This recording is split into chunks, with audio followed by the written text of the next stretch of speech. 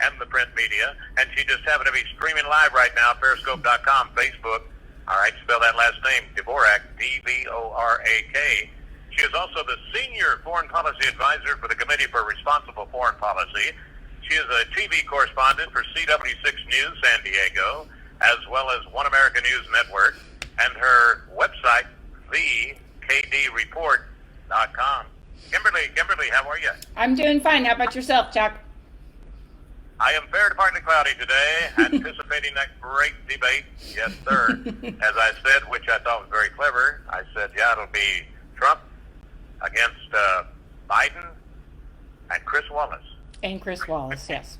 Of course, for the listeners, they probably are already aware that Chris Wallace is the biggest Democrat that is over at Fox News. So this year again, during this election cycle at least, there will be no debates that are handled by a Republican-leaning anchor whatsoever. So this is all going to be left-leaning, and I expect Wallace to challenge the president a lot more, and I think that he will interrupt the president as he did when he interviewed him a few weeks back. So I think we're going to expect that from Trump.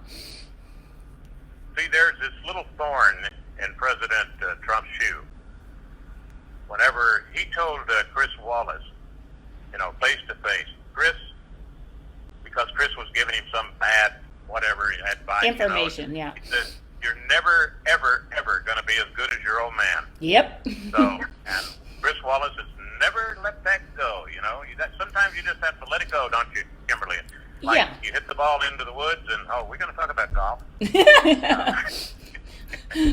We'll talk about that next week. All right. On a very, very serious subject here that you came up with, over 300 people, this is actually kind of good news, but it should be a higher number, are facing federal charges for crimes committed during a nationwide demonstration. You say the Department of Justice announced that more than 300 individuals in 29 states and Washington, D.C. have been charged for crimes committed adjacent to or under the guise of peaceful demonstrations since the end of May. 29 states is not very many, because it seems like, I think they're leaving out California, for example. A lot's going on out here, but it's not as big, I guess you'd say. That's possible, but I mean, at least they're following through on some of the arrests here. I mean, there's serious charges that they arrested these people. 80 of these 300 were arrested for arson and explosives, which carries a 20-year prison sentence. And then you've got another 35 that were arrested for assaulting a police officer or federal law enforcement agents. Those people will also be subject to about a 20-year prison term if they're found guilty. The charges are, it's just that, you read the charges and it's like, attempted murder. These are serious charges. These are happening at these so-called, protests that are peaceful. They aren't peaceful. Let me correct myself because, in fact, I had a story just moments ago. It's amazing how my brain wanders. In Yorba Linda, California, last Saturday, vehicle, woman drove through a crowd of Trump supporters, and she has now been arrested and charged with attempted murder, injured two people. None of them died, but attempted murder, so that is good. Yeah. Well, when we watch all of this unfold on the TV screen, we have to believe that the courts and the prosecutors are going to follow through and do their job with a lot of this stuff. Now, in very liberal states, we've seen quick releases for a lot of these protesters, and they're back out on the streets with no bail necessary. And then they go off and then they commit the next crime. We've seen several where, they were released and then these guys have gone out and, beat up and raped their girlfriends. Things like this that we're not actually keeping these people and holding them is very, concerning. And that's why I think the 29 states comes into play here. You're going to see that, you're probably not saying you didn't see anything from Montana, from North Dakota, those kind of states, because they're not protesting and they're not going out and trying to wreak havoc. You are seeing a lot of people, have their Trump signs and their yard signs, stolen at night and disappeared, like a lot of the cartels disappear people out there. But you're seeing a lot of that, and it's namely from the left that this is coming, and that's I think the crux of all of this when we see this, Chuck. I think is that when it comes time to finally pull the lever and vote, people like moms, and suburban moms in particular, are going to say, look, is it safe for me to go to the grocery store? Do I have to worry about somebody coming after me? Is it safe? Why can't I put a bumper sticker on my car and not have my car bashed in? You're seeing a lot of things like that, and this I think is the suppressed voter that everybody's talking about out there. They'll come out, and they'll come out heavily for Trump in the end. And I think that this is the Democrats thought that this was going to be a good thing for them. Oh, this is Trump world. This is what happens in Trump world. Well, except for, Trump world people aren't out there committing all these crimes. So I think that they overplayed their hand. Now, there's another thing, Kimberly, that, what was her name? Maxine Waters? Yeah. Remember when she said, oh, yeah, go out there, get in their face, yeah. Give it to them. And you know what? So they actually have Democratic leaders telling them to get in the face. Oh, yeah. Why? Because Trump won. My goodness, Hillary lost. Are they ever going to get over it? No, they're not. No. Ever. No. And they're also... I was just going to say also, if Trump's reelected, then we're going to see 4 years of lame duck, because you're going to see the Democrats completely try to come up with every single angle that they can to disrupt Trump's second term, and he'll be unleashed. He's going to do a lot more things that he campaigned on the first time around, didn't get, because he got a lot of pushback from the swamp here in DC, and they're scared to death that he's going to actually follow through with a lot of his other campaign promises the second term. Well, for the Supreme Court confirmation hearings about to start, already bunches of Democrats. We're not going. We're not even going to show up. Yeah. And she is so anti-white. I'm telling you, white. Look what she's doing, and my goodness. Yeah. Then the Catholic religion. Remember when you went through that? I know you're a young puppy, Kimberly, but same thing with Kennedy. I liked Kennedy. Yeah. The Pope's going to be dictating everything he's going to say, and that was coming from the Republican side. Yeah. Yeah. I mean, it's just, the tables are turned here, but I think that the Democrats, again, I mean, I've watched some of the morning coverage of the, debate, coming up tonight, and they're talking about the Supreme Court, and they're sitting here, the Democrats are trying to really play this hard that, well, when Obama was in office, they didn't allow Garland to go through. Well, they didn't have a Democrat that was running the Senate. That's why, because they had the votes in the Senate, and there was no way that he was going to make it through the process. So it's very different. And right now, Mitch McConnell runs this, so the president has an ally in the Senate, and they have the votes. And if this was put on the other foot, and then if Obama had Schumer in there at his last 2 years in office, you better believe that he would have put Garland on the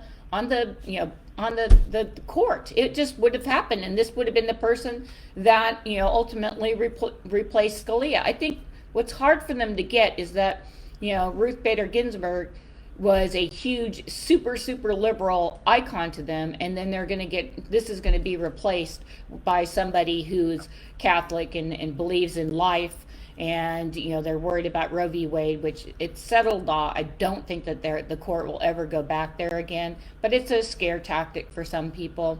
But you just look at this, and she's a different person, and you have to believe, that in this country, the view on abortion has gone from we believe in it, we should do it anytime, anywhere, to where now a lot of people, the numbers are much closer to 50-50, that people are like, we need a lot more restrictions on this.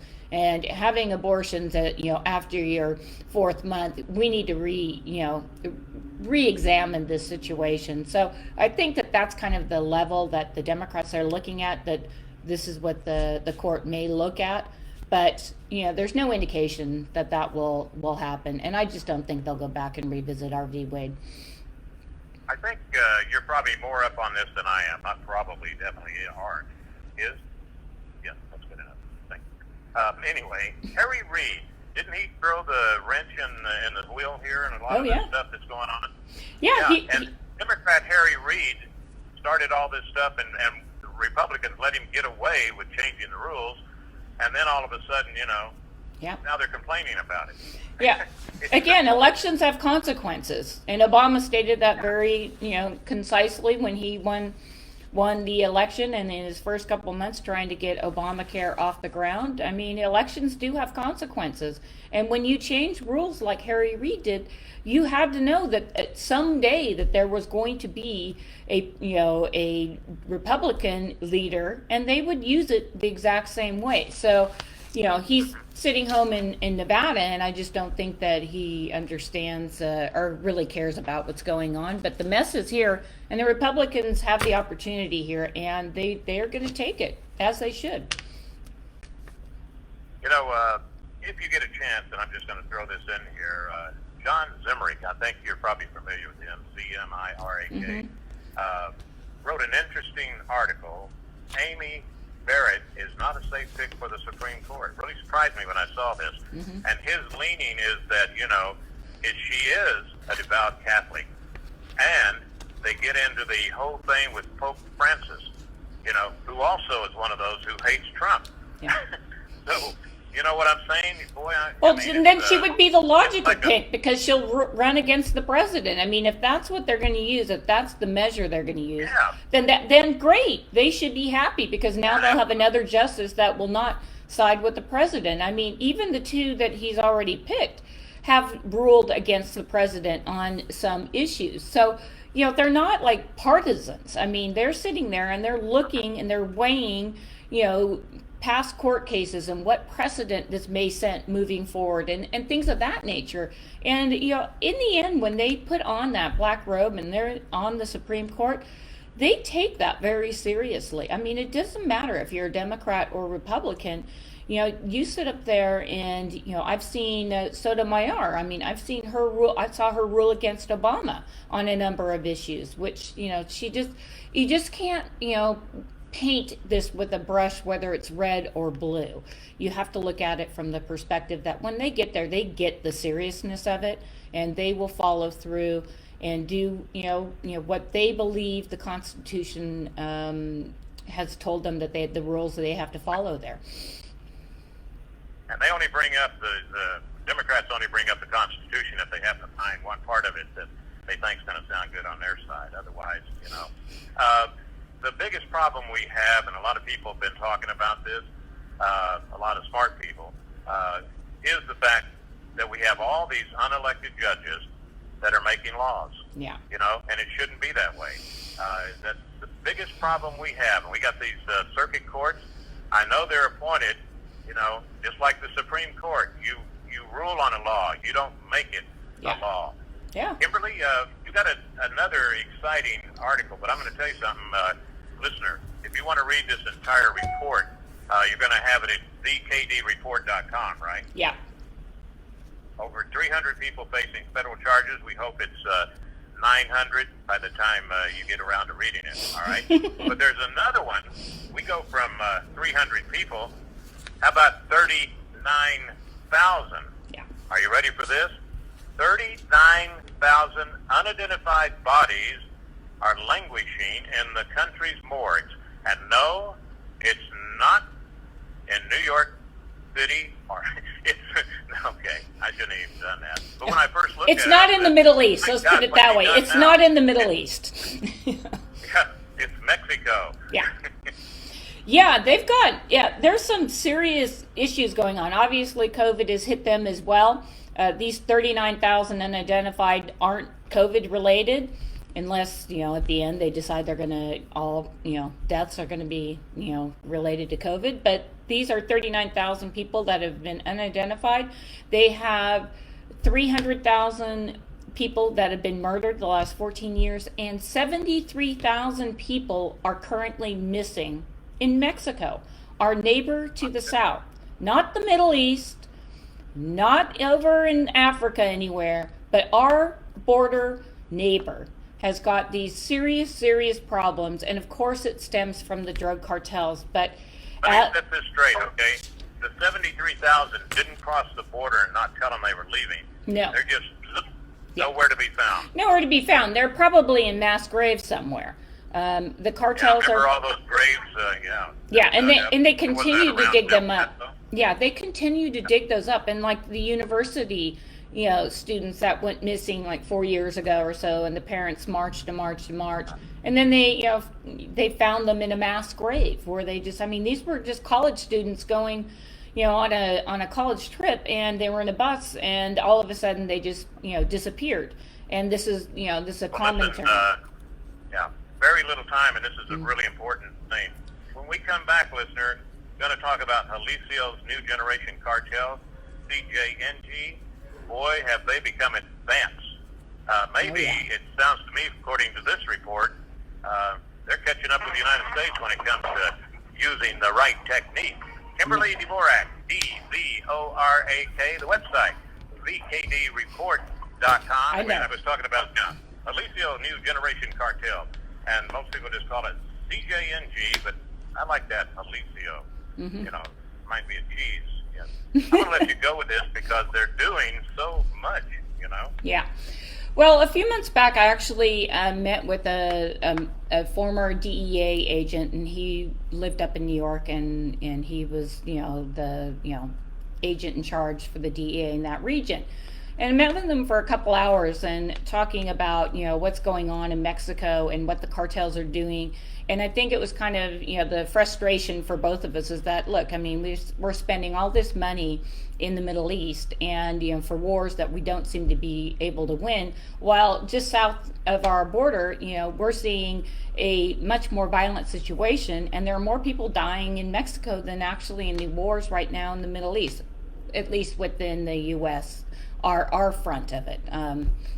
Between the terrorists over there, I'm sure they kill more people, or they're on the same level as the government down in Mexico.